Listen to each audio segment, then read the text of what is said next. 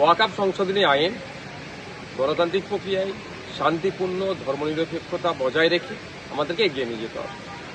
কিন্তু দুর্ভাগ্যের বিষয় আমরা দেখছি এই ওয়াকফ সংশোধনী আইনটা যেন ধর্মীয় অ্যাঙ্গেল থেকে গড়ে তোলার চেষ্টা হচ্ছে। যদি এটা ধর্মীয় ট্যাগ লাগিয়ে দেওয়া যায়, এক্ষেত্রে বিজেপির সুবিধা হবে এবং যারা ধর্ম নিয়ে রাজনীতি করে, মেরুকরণের রাজনীতি করে ক্ষমতায় টিকে থাকতে যায়, তৃণমূল কংগ্রেসেরও সুবিধা হবে। আমরা চাই সর্বধর্মের মানুষ এই আন্দোলনে যুক্ত। আমার যে সুপ্রিম কোর্টে মামলা চলছে, সে মামলায় যে আইনজীবীরা সহযোগিতা করছেন বা তদারকি করছেন, তার মধ্যে একাধিক নন মুসলিম সমাজের আইনজীবী আছেন।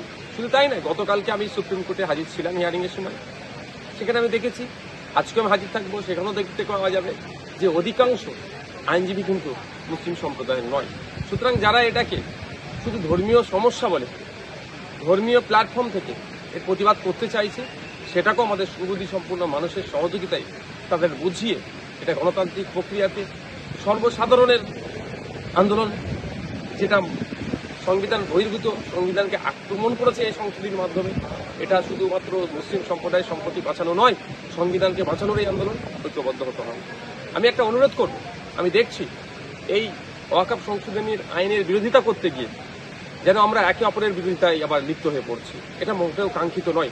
আমি অনুরোধ করব, কে কোথা কবে কার ডাকা প্রতিবাদে যাবে তার যেমন বিরোধিতা করা অনুচিত, একইভাবে যে যাচ্ছে না বা যেতে চাইছে না তাকেও জোর করে যাওয়ার জন্য ফোর্স করা সেটাও অনুচিত। আমি অনুরোধ করব, এই আন্দোলনের নামে একে অপরের প্রতি কাদা ছোড়াছুড়ি বন্ধ হোক। আপনার ভালো থাকলে আপনি অমুক জায়গায় আন্দোলনে যাবেন, আপনার না ভালো থাকলে আপনি যাবেন না, কিন্তু বিতর্কে জড়াবেন না। সাথে সাথে অনুরোধ, আপনি আন্দোলন অমুক জায়গায় ডেকেছেন, কেউ যদি না যেতে চায় তাকে হাত ধরে জোর করে বিতর্কিত কথা বলে তাকে সেখানে নিয়ে যাওয়ার চেষ্টা করবেন না। যেমন সাথে সাথে আমি এটাও অনুরোধ করব, আপনার ভালো লাগছে না অমুকের ডাকা আন্দোলন, ওখানে যেতে আপনি মনে করছেন না, স্বাচ্ছন্দ্য বোধ করছেন না, আপনি যাবেন না। কিন্তু কেউ যদি যেতে চায় তাকেও আপনি আটকানোর চেষ্টা করবেন না আপনার কথা দিয়ে, মানে এমন কথা বলছেন যাতে না যায়। এগুলো আমাদেরকে মনে রাখতে হবে। এই সময় আমাদের এই ধরনের অন্তকলহ করা একবারই অনুচিত বলে মনে করছি। তবে আমার অনুরোধ দুটো বিষয়, যারা যেখানে বিভিন্ন মিটিং মিছিল করছেন বা আন্দোলন করছেন, মাথায় রাখবেন, একটা হচ্ছে আন্দোলনটা যেন সম্পূর্ণ শান্তিপূর্ণ গণতান্ত্রিক প্রক্রিয়ায় ধর্মনিরপেক্ষতা বজায় রেখে হয়।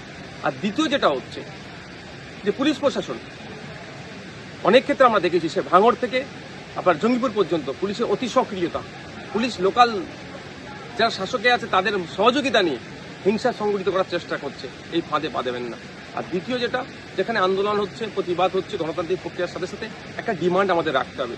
ডিমান্ডটা এটাই যে রাজ্য সরকারের পক্ষ থেকে সুপ্রিম কোর্টে একটা পিটিশন দাখিল করুক, কারণ রাজ্য সরকার হচ্ছে 10.5 কোটি পশ্চিমবাংলার মানুষের জনপ্রতিনিধি, তার মাথায় সেই সরকার একটা পিটিশন সুপ্রিম কোর্টে করুক।